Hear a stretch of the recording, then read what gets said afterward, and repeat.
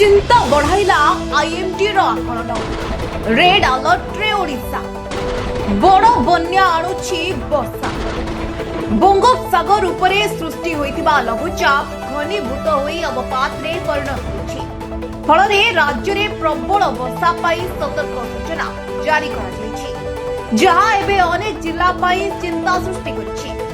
वर्तमान अवपातटी बालेश्वर रो प्राय 180 किलोमीटर दूर रे होइछि एवं आगामी 24 घंटा मध्य पश्चिम बंग झारखंड एवं बिहार आड़कू गति करिबो। तेबे अवपात प्रभाव रे आज राज्यर विभिन्न स्थान रे प्रबल रु अति प्रबल वर्षा हेबार संभावना रहिछि।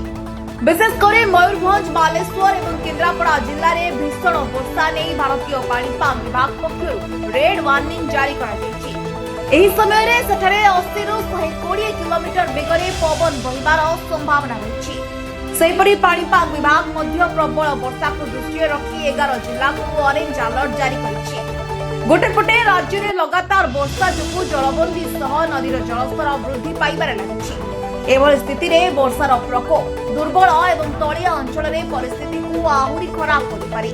सेपटे अवपात प्रभाव में उत्तर ओडिशार किछि स्थान में वर्षा आहुरी वृद्धि पाइबार संभावना रहिछि।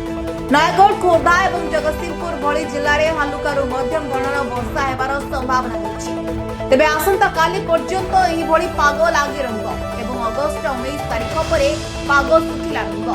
हेले अगस्त 21 तारिख बेलकु आउ एक लघुचाप क्षेत्र सृष्टि हेबार पूर्वानुमान करा जाउछि जहा फल रे 22 किंबा 23 तारिख सुधा पुणी थरे राज्य रे वर्षार प्रकोप वृद्धि पाइबो। तेबे आगामी 24 घंटा मध्य अवपातटी पड़ोशी राज्य आड़कू गति करबा द्वारा समग्र राज्य उपरे यार गभीर प्रभाव पकाइबो। तेणु वर्तमान यार गति एवं वर्षार तीव्रता को नजर रखी पूर्वरु बन्या प्रभावित अंचल पर सतर्कता को बढ़ाई दिया जाइछि। नदीर जलस्तर उपरे कड़ा नजर रखा जाइछि। यह सह समुद्र अशांत रहिबा कारणरू मत्स्यजीवी मानकु समुद्र को जिबाकू बारण करा जाइछि। Bureau report Gujarat TV.